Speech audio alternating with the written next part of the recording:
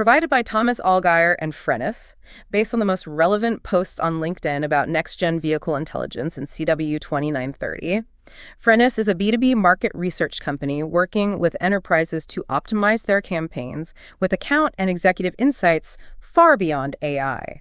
And today, we're taking a deep dive into the top next-gen vehicle intelligence trends that, well, have really been making waves across LinkedIn these past couple of weeks. That's right. And this isn't just, a list. Think of it more like your express lane to understanding the really rapid, sometimes pretty surprising shifts happening in mobility right now. We've basically sifted through a ton of posts to pull out the critical insights you actually need, trying to get you those aha moments without drowning you in information. Okay, so let's unpack this. The first big theme, the one that seems to be everywhere, is the software-defined vehicle revolution, the SDV. And this isn't just a small tweak, it feels like a complete paradigm shift, right? Moving the whole auto industry from hardware first to, well, software taking the driver's seat. But what does that really mean day to day? Well, yeah, and what's truly striking is how fast SDVs are becoming these global innovation platforms. It's not just concepts anymore. Tim Sullivan, for instance, he highlighted Karma Automotive's Kavea making its European debut at Goodwood. That wasn't just showing off a car. It felt like a real blueprint for this future. It really signals this fundamental shift towards products that keep evolving, through those over-the-air OTA updates and properly modular architecture. So basically, your car can actually get better after you've bought it. Right, and that continuous evolution, that must demand incredible resilience from the systems underneath. David L. Parks really drove home that point for SDVs to actually work. The architecture needs to be modular, scalable, and crucially secure from the absolute ground up. Ralph Denhoff echoed that too, didn't he? Stressing that security can't be an add-on, it has to be baked in right from the start. Exactly. Built in, not bolted on. And if you connect that to the bigger picture, Michael Hurrig from Bosch Mobility put it really well. He talked about this profound conceptual shift. The car's best day isn't when it leaves the factory anymore. Instead, its best day is kind of every day after that as new features land. This continuous value, post-purchase, it's all enabled by properly separating the hardware and software.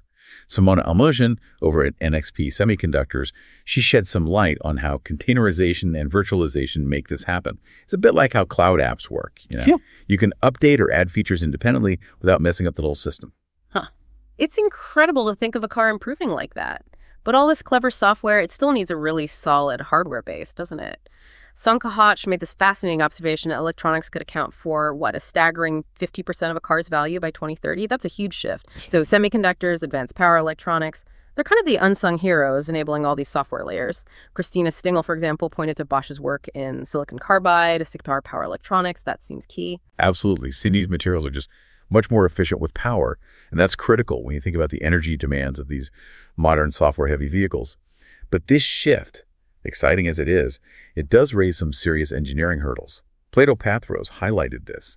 He pointed out that even with better software and components, challenges in the actual electrical electronic, the EE architecture, can hold back the SDV's potential.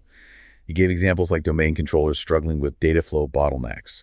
It really emphasizes that you need robust, high-bandwidth networks inside the car for all that real-time data. And Dr. Oliver Kohler shared Hyundai's big move toward centralized EE architectures using 48-volt systems. The 48-volt systems, right? Yeah, those are key enablers because they can handle the much higher power demands from all these new electronics and networks way better than the old 12-volt systems, powering everything from sensors to the big compute units. That makes a lot of sense. And with all that complexity piling up in the software, Frank Petznick noted something important. Validating these vehicles is becoming a massive challenge. It basically forces a shift towards virtual testing, moving away from just physical tests, simply to keep up with those rapid software updates. You're not testing one static thing anymore, are you? It's constantly evolving. So, thinking about this whole SDV revolution, what's the sort of single biggest takeaway for you? Look, if there's one core thing from this SDV shift, it's that the future value is all about agility and continuous evolution. The hardware gets you started. But it's the software that keeps the journey going. It turns a one-off purchase into something more like an improving service. It really means car makers are becoming software companies, like it or not. That's a powerful way to put it. Okay, let's shift gears now to something equally transformative, AI and automation.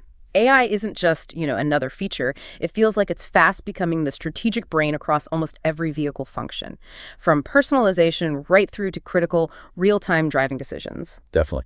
And one of the hottest topics here is that ongoing debate Camera plus AI versus LiDAR for autonomous driving. Chart Van Ingen shows some really compelling data.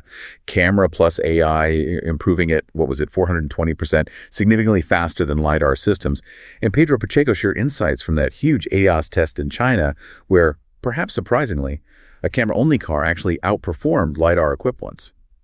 His key point, and I think it's crucial, is that the real battle isn't just about the sensor. It's about the AI's ability to actually interpret the data it gets, whatever the source. Henry Hefner commented on that same test too, adding it's not just having LiDAR, but the specs, and how deeply the hardware and software work together.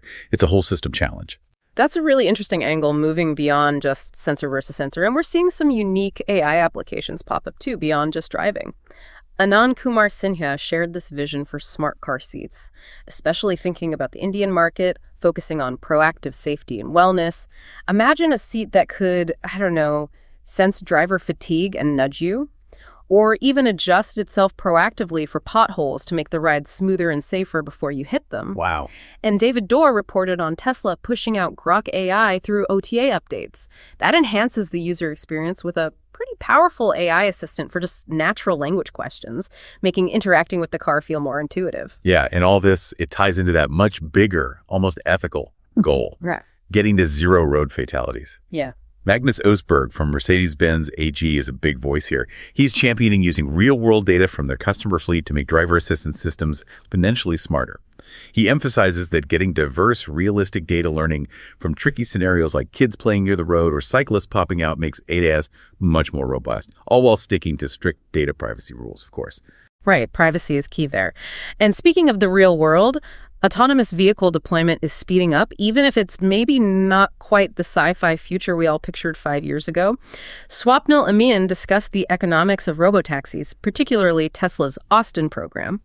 They seem to be really digging into 247 operations and premium pricing to figure out how to make these expensive robots actually pay for themselves. Makes sense.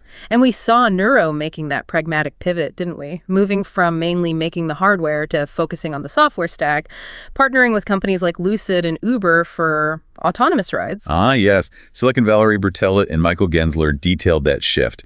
It highlights a trend, maybe, away from building the robots yourself toward licensing the autonomy software. That feels like a much more scalable model. How widespread are these services actually getting, though? Well, Carrington Mellon reported on Saudi Arabia starting a significant 12-month robotaxi trial with WeRide in Riyadh. That's a pretty big step for AV adoption in the Middle East. And Tom Embrick shared his own experience from San Francisco. He noted a clear and growing preference among users for robotaxis over human drivers, citing things like comfort, feeling more in control, and, well, safety benefits. It seems the user experience is already winning people over in some places. It really does feel like the industry is getting more practical about how they deploy this stuff. Dr. Benedict Kloss highlighted that distinct shift towards purpose-built autonomous shuttles, designed for specific, structured, high-density routes. He mentioned the Lyft and Halon partnership as an example. He sees that as a potentially much more scalable way to get AVs widely deployed sooner, focusing on specific jobs rather than trying to solve the any road, anytime robotaxi problem all at once. And what's fascinating underneath all this is the critical role of middleware. Matt Damasino explained it really well. He described middleware as that essential glue layer. It lets all the sensors, processors, and applications talk to each other effectively. It's basically the backbone for innovation in ADAS.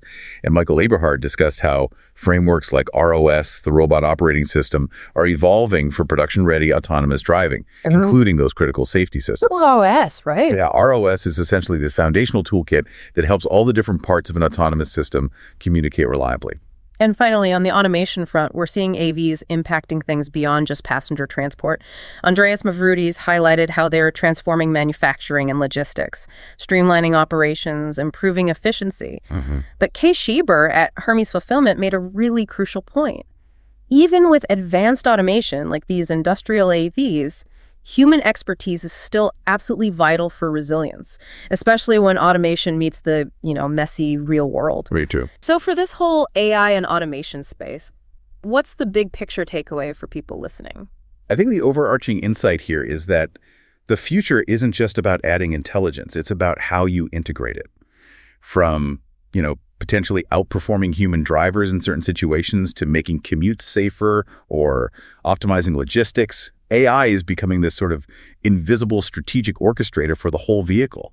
It's fundamentally changing how we think about safety and efficiency. That's a great summary. Okay, so looking ahead, it's just abundantly clear that partnerships across industries and strategic innovation are really accelerating everything in mobility. It's definitely not a solo sport anymore. Absolutely. And one thing that really stands out is this strong consensus. Nobody builds the software-defined vehicle alone. Søren Wildeman and Nitin T. both really hammered this home. Chip makers, cloud providers, tier ones, OEMs, they aren't just swapping parts anymore. They're deeply co-creating capabilities. And this collaborative approach, it's especially vital for the legacy players trying to navigate this huge shift. They need to leverage that external expertise to stay in the game. And that level of collaboration must be completely changing automotive R&D itself. We saw posts like that really impactful work from Wojciech Gerla and Christian Hort on digital engineering, calling for a major shift towards agility, digital twins, data-first engineering. It's not just about speed. It feels like it's about building on flexibility right from the beginning. Exactly. And connecting this to the wider market, look at how deep integration of, say, Google services and cockpits is reshaping OEM strategies. Augustin Friedel laid out all the different Android configurations brands are adopting. It shows how these partnerships can quickly boost the in-car experience. And that recent Rivian and Google Maps partnership for EV navigation, Michael Hulshuis and Sean O'Brien were celebrating it. That's a perfect example of significant OTA update. It really shows what software-defined means in practice. A constantly improving integrated digital experience. Yeah, and it's not just the tech giants pushing things forward. Traditional suppliers are evolving incredibly fast, too. Peter Lair showcased ZF's impressive Chassis 2.0 innovations. We're talking intelligent steering, braking, advanced damping. It really demonstrates how even established component suppliers are fundamentally reinventing their products, moving from just mechanical parts to these highly intelligent, integrated systems. Which brings us to a pretty crucial question about the broader market shifts. Muzaffar Albarak highlighted the immense pressure, particularly on Germany's auto industry, because of this accelerated move to EVs and SDVs. It's leading to huge job transformations in the sector, requiring massive reskilling efforts. But, on the flip side, Stefan Bratzel and Oliver Bloom discussed Volkswagen's proactive strategic transformation. That seems to be driving a major innovation push in both e-mobility and SDVs. It shows how legacy players can adapt and even lead. Okay, and just to wrap up this whole deep dive, there was a really interesting forward-looking thought about the growing importance of transparent vehicle data. Veselin Penkov shared some compelling ideas on how blockchain-based digital vehicle passports could potentially revolutionize the used car market. The odometer fraud issue. Exactly. Combating odometer fraud, enhancing trust. Imagine a completely tamper-proof record of a car's whole history. That would be a massive game changer for both buyers and sellers. Well, if you enjoyed this deep dive, remember that new ones drop every 2 weeks. And do check out our other editions, too. We cover electrification and battery technology, future mobility and market evolution, and commercial fleet insights. Thank you so much for joining us on this exploration of next-gen vehicle intelligence. And please be sure to subscribe for more insights into this constantly evolving world of mobility.